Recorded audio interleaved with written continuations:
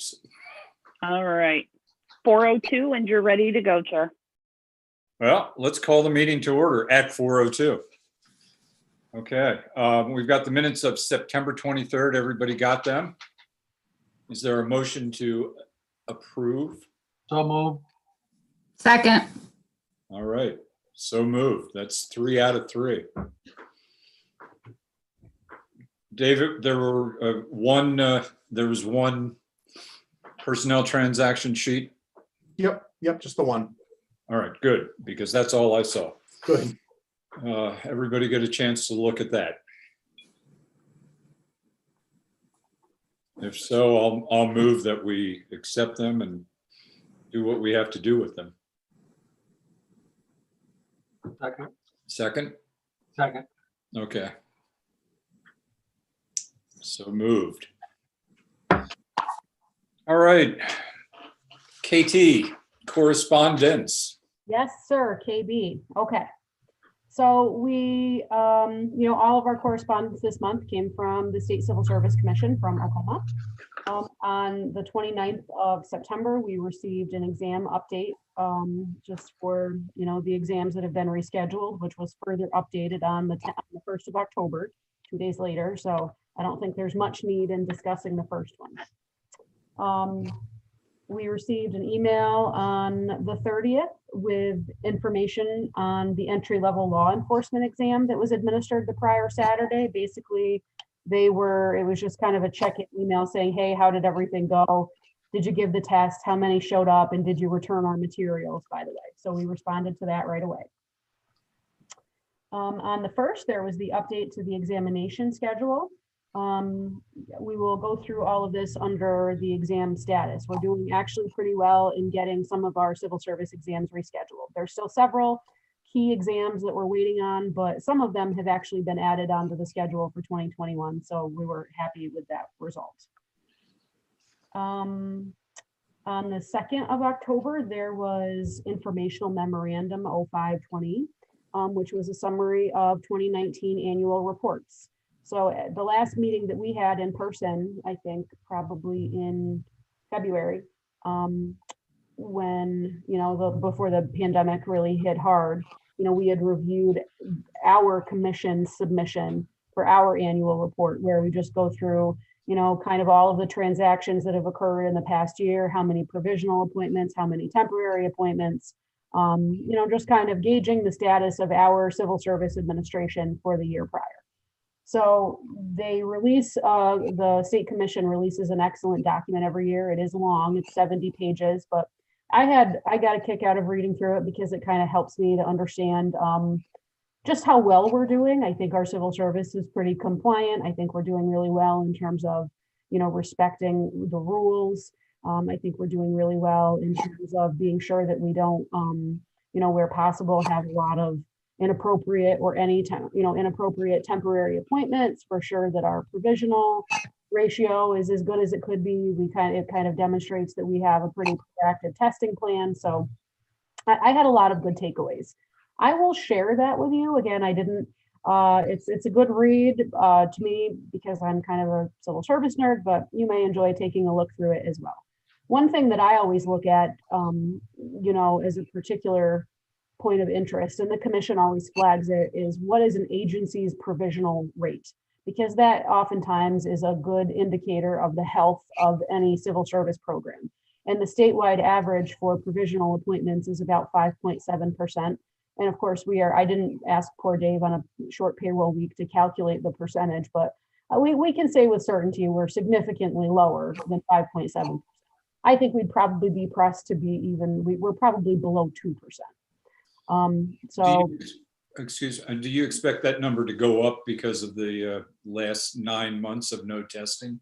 Yeah, I do for sure. So, as much as I'm talking about being proactive, and, we had a lot of tests ordered and ready to go in the spring, because we thought ahead, we thought about retirements, we thought about the addition of new positions. We had those exams ready to go, and then they were postponed, some of them indefinitely, and still not rescheduled. So whereas the exams I'm thinking about would be purchasing agent, which is a retirement that's coming up at the end of this year. Fire captain was another one. We had a retirement earlier this month. Police sergeant was another one where we, had we been able to administer those exams as we had hoped and planned, we would have been able to avoid provisional appointments in all of those. So yes, I do expect to see that number increase. For the foreseeable future. It's hard to say just when the effects of the pandemic will, no longer be felt, but I think this will be with us for some time. All right. The next was another note from them that they updated a test administration phone number. So we just, if there's a problem on a Saturday morning when we're giving a test, so we printed that off and put it in our exam folder. We got a note that the public safety dispatcher exam scope was released, meaning that we're, the test plan in order to put together the exam announcement, along with the listening test addendum, which is something we haven't really done before. But so Dave took a look at that and put together a great exam announcement, and that went out, and we are currently advertising and recruiting for people to take that exam. We're going to have 1 to 2 provisionals in that spot. So we're going to be very glad to be giving that test. It will be held on January 13th. And then the last piece of correspondence was just a note, an informational memorandum on how to track exam materials through UPS, both when they're, excuse me, I have allergies, I'm not sick, I promise. When materials are sent to us from the state, and then when they're returned by us back to the state. So, we've heard feedback from the state commission consistently that one of their, significant delays in processing exams and scoring is because some agencies just don't return materials. Sometimes it takes like a month to get all the sheets back. I mean, Dave and I are, we try to be very good about getting them back, if not the day of the test, then definitely during the week following, depending on whether or not we have an alternate test date candidate that's been approved or something like that. So that is all I have to report under correspondence. Okay. And now we have a eligible list. Did you send that to us? Yep, so this is more of just allowing our official minutes to reflect that this list was adopted. So this was an exam that was actually given in February 29th, and we had a poor provisional employee, Joe Temming, who's our deputy director of finance, who did not know for 7 months, what the outcome was of his civil service test. Of course, we felt awful. So we received the results on the 25th of September. And on the same day, Dave emailed it out to everybody, and we had, a vote about, establishing. So it was officially established. I believe that Joe has been appointed. Is that right, Dave? Yep, it was on the personnel transactions for this meeting. Yep. Okay. I thought I saw Joe's name there. Yep. But again, I mean, while it was done, it was appropriate to do. I mean, I've got everybody knows where they indicated voting yes, but I would just like our official minutes to reflect that the list was adopted on 9/25/20. But just backing up, we did that via email, correct? Yes, sir. Okay. Well, so you want to redo that and have these minutes reflect that we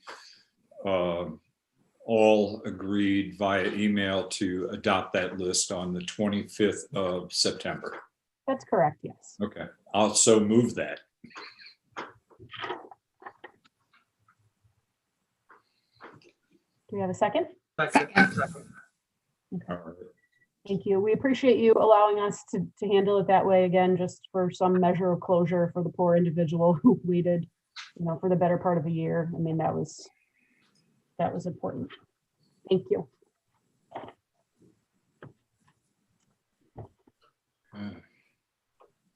So we have exam status update. Yes, we do. So this was where I hope everybody's looking at the correct version of the agenda. After hitting send is always when I do my best proofreading, and I recognized last night that I neglected to update the entire exam section, the entire thing. I just didn't do it. So I'm sorry, but there have been some important updates since the last time we met that we can go through now. So you'll notice under ordered, those are all of the exams that we previously ordered and just are still pending scheduling. Some of them, accountant, junior accountant, we may not need. Water and sewer supervisor, we will. Firefighter, we certainly do. Transportation director, we have a provisional, we definitely need that. Records management clerk, there's also a provisional there. So all still waiting on those. There were several exams scheduled that were not included in the last meeting. The first is administrative specialist. They've assigned it to a date of December 31st of 2030. So obviously that is, probably just a placeholder, but I'm just having our report reflect exactly what's in the system. Police sergeant, that had been rescheduled from this June. So we have a provisional in that spot. Civilian dispatcher, we already discussed. Engineering GIS technician, this is one I'm keeping there for now, but we may not hold. We just hired someone as a lateral transfer in a similar title from a different municipality. So I'm working with the state to evaluate, his ability to transfer. And I believe it will go through. So I don't think we'll be needing that test, depending on, I don't see the need for Dave and I to come in and administer a test on a Saturday in the winter for an exam we don't need. So that one will most likely be canceled. Code enforcement inspector, I think this is, part of our proactive approach to civil service. There is an upcoming retirement in that department. The date has not yet been announced, but it would be good to have a good list ready to go for when that happens. So we're not, again, attempting to avoid a provisional hire. Senior library clerk is one that will make Tina, our library director, very happy. This is something she's wanted for over a year. It was scheduled earlier this spring and it was a victim of the pandemic. So we will be giving that in the spring. We're awaiting results on police officer. That was held on the 26th of September. We'll talk a little bit more about that exam under new business. It went well, and we'll talk about it a little further. Nothing canceled at this point, other than the one that might be pending cancellation, the engineering GIS job. And then the ones that you see under item E are the ones that were previously scheduled but have not yet been rescheduled. So purchasing agent, that's a big one for us. We're attempting to fill that vacancy now for retirement at the end of the year. It's a tough sell to encourage somebody to leave, full-time, stable, permanent employment, to have to come and take a provisional spot with us. I'm hoping that we're going to be able to work that out. Oh my goodness, senior library clerk, that one should come on. Okay. My apology. I'm crossing it out. Cross it right out. Chairbot, you always love to find my typos. Well, and I didn't find that one. It must have been the leaf raking. Fire captain, we talked. There's talk at the state level that it might be scheduled for May. But it has not been formally determined from everything that I have read. But we're hoping that it will be held in May. That would be good news. And then transit working supervisor, that was previously scheduled for this June. We have a provisional employee in that spot too. So there is hope on the testing front. Right. That was all. That's 4 or 5 provisionals though, that we could expect because if we have a captain retiring, you'll have to appoint provisionally for that. Well, that we're still attempting to work out. We may hold off on filling that spot provisionally. We've got a couple different options, again, just to avoid a provisional hire. We don't have any final decision on it yet, but we may have something to report back to you on at the next meeting. All right. Old business. Yeah, so under old business, I have one item. It's been a while since we've met, but there had been short-term interim recommendations made from the state commission on how to make appointments and basically how the heck to, rise to meet all of the myriad challenges that we're experiencing vis-a-vis the pandemic in terms of making appointments, but still following the rules.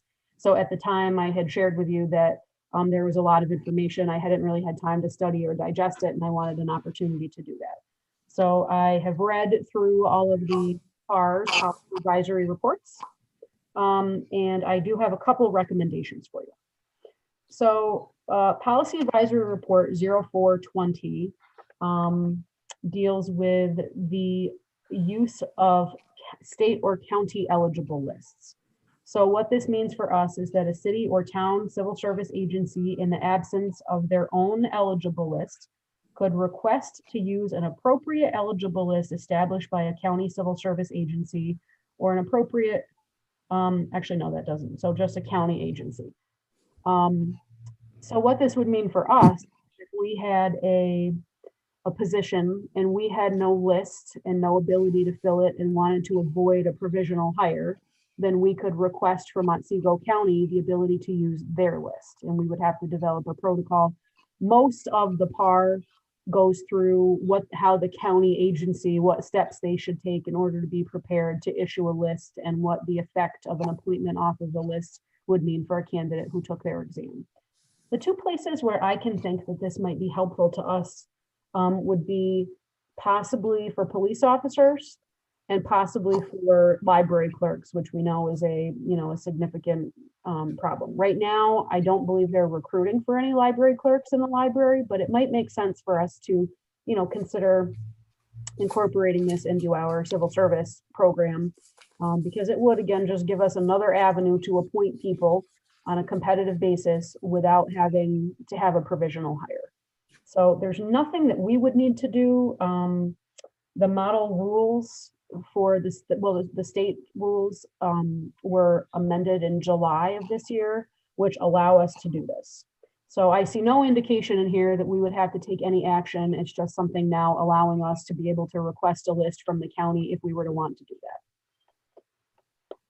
Is there any issue with if you request the list and you don't like the candidates, either, the list has been exhausted to the folks who are in the 70s? Are you stuck having to use that list, or can you go back to a provisional hire? Excellent question. And my answer would be that while the guidance does not specifically address it, my initial thought would be that we are under no obligation to use a mandatory eligible list from the county, even if it's requested. My thought would be that, again, it would just be another avenue for us to make an appointment if needed. I think we would have the ability to do either or, but that would be a question we could refer to the state commission if and where the time were to ever come where we would want to do this. All right, good. No, I think it's a nice thing to have. I agree. So the next policy advisory report is 0420, which deals with,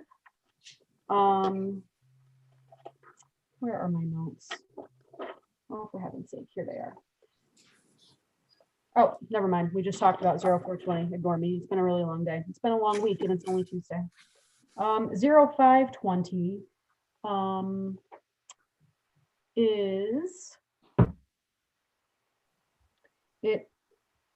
this one would require an adoption and a change to the Oneonta Municipal Civil Service Commission's local rules, which we would have to then go through the formal process to adopt. But my recommendation to you is that we go through this process as we're looking to adopt our rules anyway. We have to do it. We have some updates both in the text and the appendices that really need to be incorporated. It's been one of those rainy day projects that really just needs to get bumped up on my priority list, and I just haven't done it. I'm sorry. But the model rule, it's a change to Rule 12, certification for appointment. And what this would do would be to allow an appointing authority to nominate a qualified individual for appointment when there are 3 or fewer individuals that apply to an open competitive examination and have qualified in the previous examination. So what does all of this mean for our purposes? So you are all generally familiar with the concept of NCP, non-competitive promotion, right? So that means if you have, like in the fire department, where we have, if we had 3 or fewer promotion eligible firefighters who wanted to take the fire captain exam, then rather than going through the whole process of holding the exam, administering it, establishing the list, we could look at those candidates and say, okay, well, candidate A took the fire captain exam 6 years ago, but he or she has since aged off the list and expired. We could allow them to apply the use of that exam to a current appointment, even if the list had expired. So what this does is it applies the terms and conditions of NCPs to open competitive entry-level exams.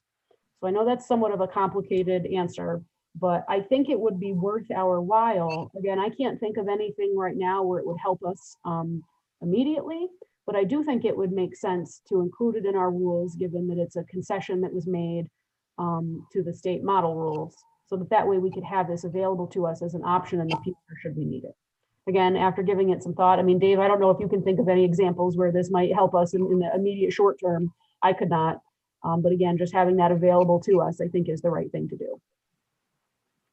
So what this would require of us would be that we would just, when we go through the process of updating our rules, the text and the appendices, we would include this suggested revision in the text of our local rules. And when do you see us updating the rules in their entirety? Well, I interspersed passive aggressive notes to myself on my calendar throughout the summer, providing myself with arbitrary deadlines to finish it by no later than August 1st. And then the pandemic got in the way, and Dave and I have been running a little short-staffed. We've been asked to take on work from other departments, so we're running a little behind on our wish list. I want to have this done before the end of the year, and I know that might be a tall order, but I would love to see me get my act together, get everything updated, review it with you, hold the public hearing, and have the paperwork filed with the state during the current calendar year. So other than that, I can't provide you with any better sort of time frame, but I'd like to do it this year if we can. We have the ability to hold remote public hearings. I mean, Carrie is a whiz at that stuff. So that's my goal. So nothing else required at this time, other than just to know that I would be probably coming to you asking for your permission to update the rules at some point in the future when we do this. Okay. The next one, Policy Advisory Report 0620. It provides information about our agency's ability to extend eligible lists. So temporarily, when you establish an eligible list, you can, pursuant to state civil service law, you establish them for a period of 1 minimum to a maximum of 4 years. And however, once it expires, and you cannot retroactively go back and extend it after it's gone. We've talked about this before, right before the pandemic, as Dave and I were finding lists that had been established for 1 to 2 years, we had come to you and requested that they all be extended to the maximum 4 years, again, just to be sure, we were doing everything we could to, keep lists active as long as we could. So this, does not, again, it's just a permission that we're granted. We would have to adopt a policy. And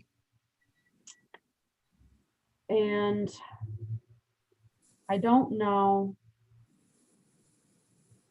if this would be any help to us, only because typically we do not have a ton of candidates who sign up to take our exams.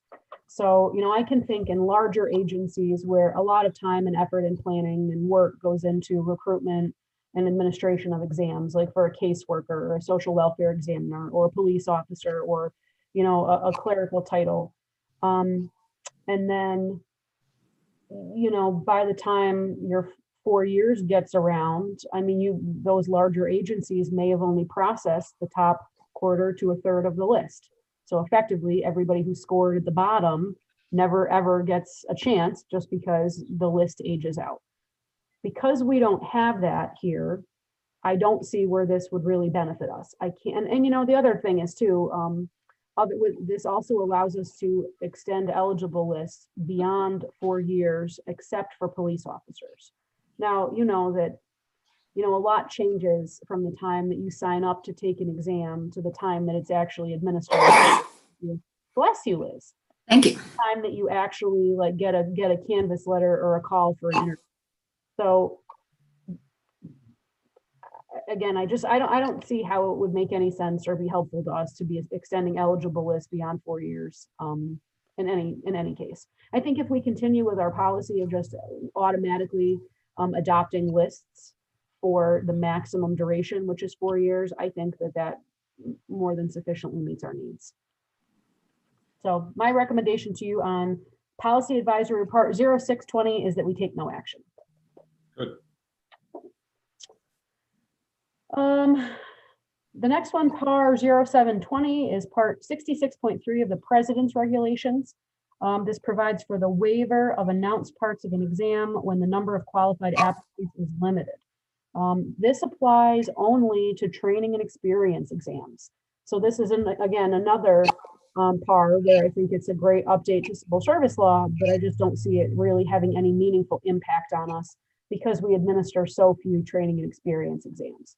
Now, if the state were to, kind of, develop a more robust training and experience exam program, then I think it would definitely help. One suggestion that I heard kind of being floated around through my statewide organization, the Personnel and Civil Service Officers Association, was that the state should consider, rather than doing a multiple choice written test for any title that requires a statewide licensure or certification, that they should move those from the written test format to the training and experience format, which I think would make a heck of a lot of sense. When you look at, I think about our transit director, transportation director, for example, we require 2 separate state licenses, for candidates to be in that job. And perhaps that might be a better way to competitively gauge an applicant's relative merit and fitness versus having them, fill out a 60-question multiple choice test. But, that really is a state determination. But my recommendation to you on PAR 0720 is, again, that we really take no action because, I think that the only place that we actually use training and experience exams, and Dave, who is apparently sitting in the dark now. My monitor just turned off. Correct me if I'm wrong, but I think that the only place that we use training and experience exams is in the library. We haven't done it in years, but also a computer technician for the school district. Computer technician for the school district. Okay. Yeah. So, yeah, for making a change like this, I want to see some sort of meaningful impact on our ability. That was the intent of issuing this guidance. It was the intent of the regulations, that it would allow us to more quickly and efficiently make appointments to competitive class positions. I just don't see that having an impact on our administration.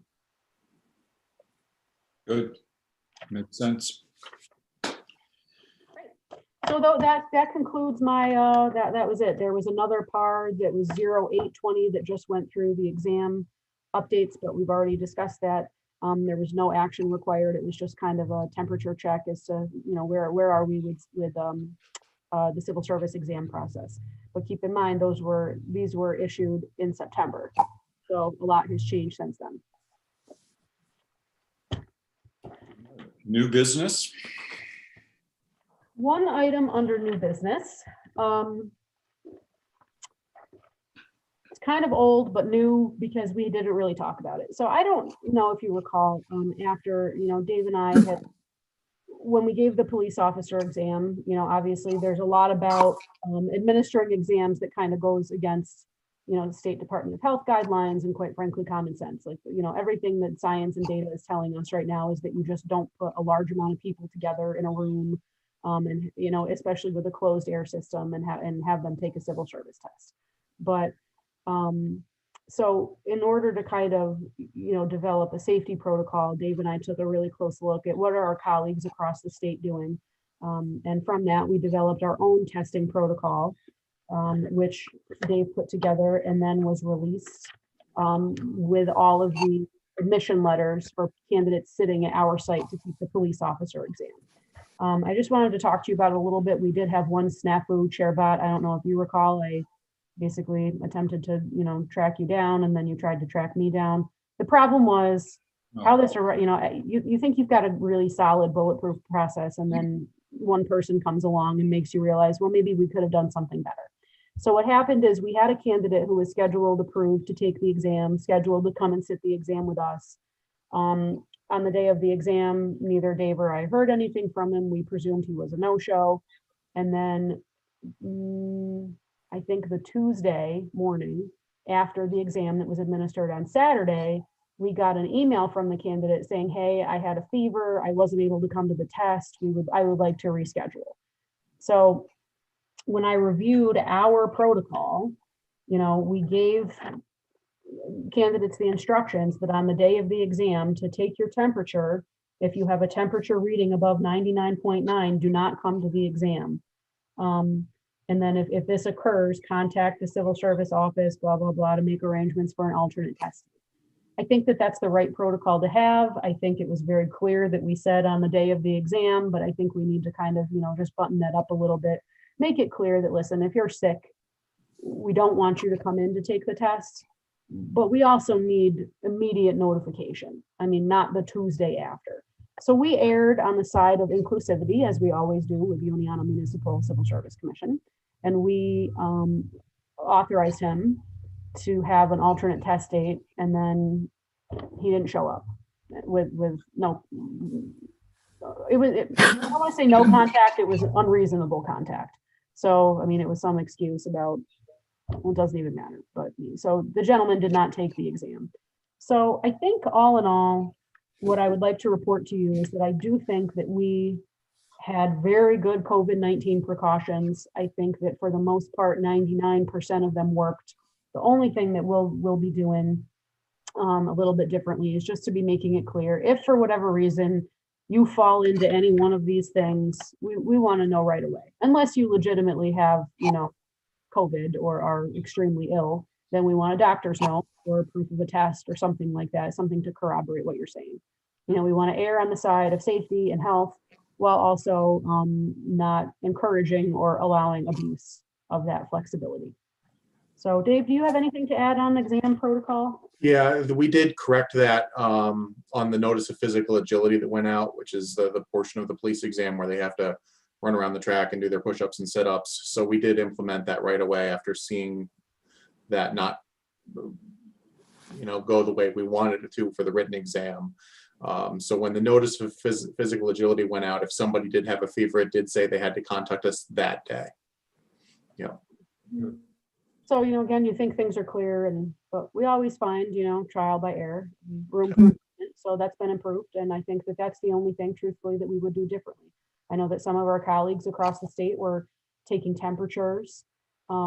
We acted on the honor system, and we asked people to take their temperature before they came and to self-report. And, we used the Armory gym.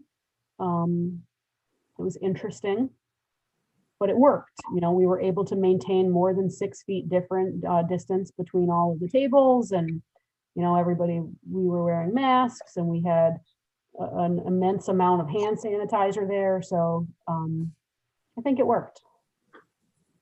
That's the only test you've given since the start. Yep.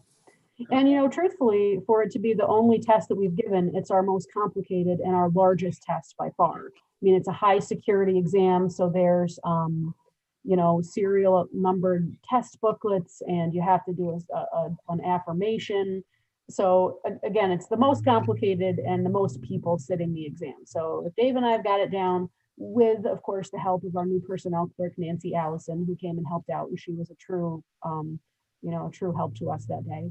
And then I think that we can pretty much tackle any of these exams. Civilian dispatcher, I think, granted, employment pools may have changed since the last time we gave it, but I mean, Dave, we had 6 approved, and I think we had 4 show up, maybe. Yeah, somewhere in that neighborhood.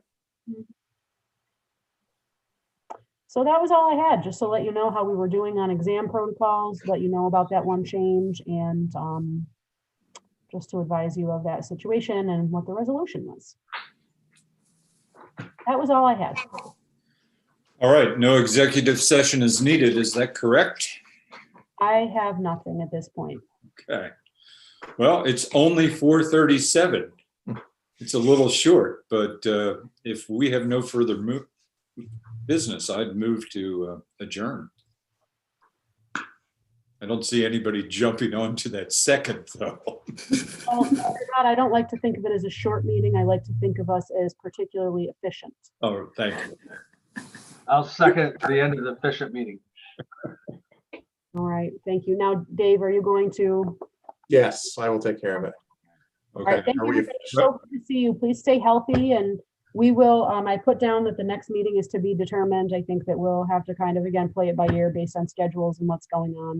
So we will be in touch. All right. Great to see all of you. Thank